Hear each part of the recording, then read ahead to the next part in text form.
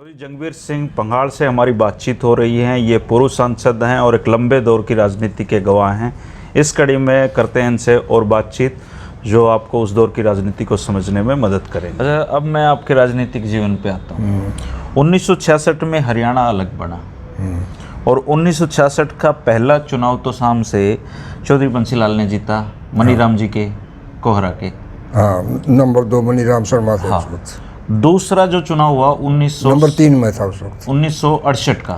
हाँ अच्छा, आपने 67 का चुनाव लड़ा आपने? हाँ, उसमें लड़ा। मेरा मतलब नंबर 2 में मैं तो थोड़े से वोटों से थोड़ा पिछड़ गया था। अच्छा। और मनीराम का, क्योंकि वो उस वक्त कहाँ के थे ये मनीराम जी? मनीराम शर्मा बापोड़ के थे। अच्छा। और ये बेल्ट जो ना, जो भिवानी के चारों तरफ बेल्ट जो तो शाम हल्के की लगती थी, इसमें ब्राह्मण और राजपूत की आबादी ज़्यादा है और इस इलाके से ही उसको वोट मिले थे। तकरीबन ब्राह्मण और राजपूत के वोट उनको मिल गए थे, इसलिए वो तो मेरे उसका फर्क गया। बाकी रहे उधर उस वो इलाका। चुनाव आपने कब लड़ा? 68 में जो मिड टर्म इलेक्शन हुआ, राव वीरेंद्र की सरकार की। तो आपकी पार्टी कौन सी थी उस समय? उस वक्त मैं मनीराम बागड़ी जी आए थे मेरे पास जी। पहला चुनाव तो ये था कि अक्सर उसमें के थे। अच्छा। कर्नल जनरल ये सारे जो है ना कुर्सी गाल के ट्रैक्टर में घुमा करते थे मेरी सपोर्ट के लिए। आपकी सपोर्ट में? हाँ। अच्छा। फिर तो दूसरा इलेक्शन था उस वक्त जो थोड़ा बहुत राजनीतिक तौर से जिसका अस्तित्व था इस इलाके में, वो समाजवादी सोशलिस्ट पार्टी के थे। उसके नेता हुआ करते मनीराम बागड़ी। समाजवादी सोशलिस्ट पार्टी, SSP, जो डॉक्टर लोहिया ने बनाई थी। सोशलिस्ट पार्टी के दो फाड़ हो गए, एक प्रजा सोशलिस्ट पार्टी बन गई, एक संयुक्त सोशलिस्ट पार्टी बन गई। संयुक्त socialist party doctor Ram Manohar Lohia की पार्टी थी। डॉक्टर राम मनोहर लोहिया के वो शिष्य थे मनीराम बागड़ी, और मनीराम बागड़ी उस वक्त बहुत ज़्यादा सक्रिय थे अपोजिशन में। अच्छा। और उसके हिसाब किताब से वो मेरे पास आके कहने लगे कि आप चुनाव हम अपनी पार्टी से लड़ाएंगे। अच्छा। तो मैं लोहिया के विचारों से तो मैं प्रभावित था ही। अच्छा। मिले भी थे कभी? अवसर मिला? बहुत बार भगवान को प्यारे हो गए जल्दी ही।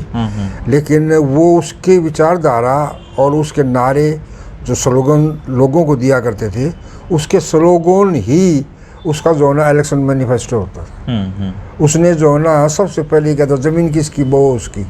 इसका मतलब ये है कि जो काश्तकार है, जो काश्त करता है, जमीन का असल मालिक तो है। अच्छा, नारा लोहिया जी का नारा लगा। इसके बाद में अपने देश में अपनी भाषा ये है राष्ट्र की परिभाषा। अच्छा। मतलब ये है कि वो ये चाहते थे कि इस देश में हिंदी का वर्षा बढ़े, अंग्रेजियत को छोड़ें लोग। और ये जहाँ तक कारखानेदारों के लिए थी, उस वक्त उनका नारा होता था आधे से कम न डेढ़ से ज़्यादा। अच्छा। ये है समाजवाद की परिभाषा। मतलब ये है कि जो कमाई करते थे वो कहते थे कि एक जो पेनिसिलिन का टीका है उस वक्त ये यही था ज़्यादातर एंटीबायोटिक के हिसाब के साथ। फिर बाद में तो ये फेल हो गया, फिर तो दूसरे और हो गए, क्योंकि पेनिसिलिन तो थोड़ा सा उसका इफेक्ट अलग सा बुरा लगेगा। तो वो ये कहते थे कि एक वो जो 10 पैसे का जो ये बनाने में लगता है, ये गरीब को 1.5 रुपये में मिलता है। क्यों? मुनाफा लो, लेकिन 1.5 से ज़्यादा, आधे से ज़्यादा और 1.5 से ज़्यादा, आधे से कम और 1.5 से ज़्यादा। ये था उनका। मेरा मतलब कहने का ये था कि इस किस्म की स्लोगन जो होते थे ना, वो उस पार्टी की विचारधारा को रिफ्लेक्ट करते थे। और उससे मैं, क्योंकि ये एक दफ़ा कम्युनिस्ट पार्टी के ऊपर जिक्र हुआ, तो YB चौहान ने ये कहा कम्युनिस्ट पार्टी के बारे में कि भाई जब आदमी जवानी में होता है ना, उस वक्त तो सारे कम्युनिस्ट होते हैं। अच्छा। मतलब जज्बात उसके, मतलब प्रोग्रेसिव, हर जवान आदमी के जज्बात कम्युनिज्म से जुड़े होते हैं। हाँ, वो तो सारे कम्युनिस्ट होते हैं। मतलब ये है कि प्रोग्रेसिव होते हैं जी। और मैं भी जो ना ये लोहिया का था बीच का, न पूंजीवाद और न ही सारा पूरा ये, तो इसका बीच का मिक्स्ड इकोनॉमी जो पंडित नेहरू ने चालू की थी जी। मिक्स्ड इकोनॉमी में भी थोड़ा ये था कि मजदूरों की भागीदारी ज़्यादा होनी चाहिए उसमें, मुनाफे में भी। अच्छा, ये उनका। तो मुझे ये जो ना प्रभावित करती थी, इसलिए मैंने ये इस किस्म के हालात को देखते हुए मैंने देखा इस वक्त और तो पार्टी को है नहीं सी, तो उस पार्टी से मैंने चुनाव लड़ा 68 का, और 1100 वोट का, मतलब हाँ 1100 कुछ वोटों से आप आ रहे थे। लेकिन उस समय तक चौधरी बंसीलाल थे, वो कोई स्थापित नेता तो नहीं थे? स्थापित नेता तो नहीं थे, लेकिन एक बात है, क्योंकि वो राज्यसभा के मेंबर रह चुके थे, और कांग्रेस पार्टी में खासकर गुलजारीलाल नंदा के बहुत करीबी थे वो। और क्योंकि ये जो है ना राज्यसभा में बने थे, तो गुलजारीलाल नंदा का राज्यसभा में आना जाना था, उसका किसी न किसी तरीके से उनका मेल जोल हो गया। और वहाँ जो कांग्रेस हाईकमान थी, वो कांग्रेस हाईकमान में जो मेरे जैसे नए नए आदमी आते थे, वो बंसीलाल के ही गुण गाते थे कि कभी नंदा जी के थ्रू जो ना आपका काम निकल जाएगा, ये नज़दीक है, नंदा जी के हैं। तो उस वक्त एक किस्म से एक स्टेटस बंसीलाल का बन गया था। अच्छा, और मैं था बिल्कुल नया। आप नए थे? मेरे पास न तो कोई, आपकी मुलाकात भी नहीं हुई थी बंसीलाल से उस दौरान? कोई चुनाव में एक दो दफा दुआ सलाम होती थी। अच्छा, हमारी होती थी? हाँ, दुआ सलाम होती थी, कोई कटुता नहीं थी। आपस में बड़े मतलब खिलखिला करके हंसते थे हम, कि कभी उसकी बात पर मैं हंसता था, कभी मेरी बात पर वो हंसते थे, और कई दफ़ा मुलाकात भी हो जाती थी। लेकिन जैसे ऐसी थी जैसे ताश का खेल रहे हैं। अच्छा। ठीक है, लड़े इधर लड़े, मेरी तरफ काम कर गई तो भाई ठीक है, हंस पड़ी सारे, उसकी तरफ काम कर गई तो भी हंस पड़ी। अच्छा, तो यही बात थी। इसके बाद और उसके बाद में जो है ना, मतलब हमारी पॉलिटिकली विचारधारा अलग अलग थी, लेकिन सामाजिक तौर से हम जो ना बिल्कुल नज़दीकी थे, क्योंकि उनका गांव और चौधरी, इनके पिताजी मेरे दादाजी के पास आते जाते रहते थे। अच्छा, बड़े मोहर सिंह जी? हाँ, मोहर सिंह जी बड़े अच्छे। और मैंने जो है ना उनको जो है ना चाय लाया करके, मैं बच्चा था, मेरे हाथ में दे दिया करते, जा भाई चाय दिया, मैं दिया करता, नमस्ते करके चाय पकड़ा दिया करता था। तो ऐसे नहीं सामाजिक तौर से हमारा मतलब। अच्छा, फिर 72 का जो चुनाव था, वो तब तो चौधरी देवीलाल अडटे तो आप इस पर आते हैं कि चौधरी देवीलाल का ख़ानदान ने तो चुनाव लड़ने की एक किस्म से हुनर है। अच्छा। वो अंडमान निकोबार से भी चुनाव लड़ सकते हैं, वो सीकर से भी चुनाव लड़ सकते हैं, वो या तोशाम से भी चुनाव लड़ सकते हैं।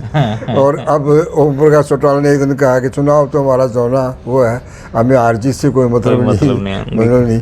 तो उस वक्त उन्होंने एक किस्म से अपना पॉलिटिकली एक स्टेटस बनाने के लिए एक स्टेप लिया उन्होंने, चाहे वो उसका नुकसान हुआ, फायदा हुआ तो आगे की बात है। इसने जो है चौधरी भजनलाल भी यहाँ एक एस्टेब्लिश हो रहे थे, चौधरी बंसीलाल तो थे ही एस्टेब्लिश। उन्होंने सोचा दोनों जगह चुनाव लड़ करके नाम बन जाएगा। उन्होंने आदमपुर से भी पर्चा भर दिया और उन्होंने तोशाम से भर दिया। अब तोशाम से भर दिया, मैं भी उम्मीदवार था। अच्छा, आप भी लड़ रहे थे उस समय? ना, मैं उम्मीदवार था, मैंने कैंडिडेट नहीं बना था मैं। अच्छा। तो उस वक्त वो मेरे पास आए चौधरी देवीलाल, मेरा उस वक्त दफ्तर था सराय चौपटा में, मेरा बागड़ी को लेकर के। मैंने कहा जी हो भाग धन्य भाग, आप मेरे पास किस लिए आए हो? बोला जी आपने, मैंने फार्म भर दिया था उसको। अच्छा। मुझे पता नहीं था कि चुनाव लड़ेंगे। बोला फार्म उल्टा ले ले।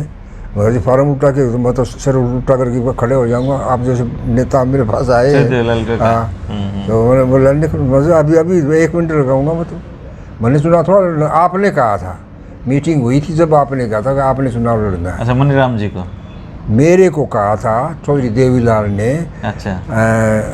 ये जो ना मिंटो ब्रिज के पास में एक रणजीत होटल था, उस रणजीत होटल में हमारी जो ना सारी जो ना कांग्रेस पार्टी के खिलाफ जितनी भी पार्टियाँ थी उसमें आर्य समाज भी था। अच्छा। तो उस वक्त ये फैसला कर लिया कि भाई तन्ने तो शाम से आर्य समाज की टिकट से चुनाव लड़ना है आपको, मेरे को। ये बात हो गई थी।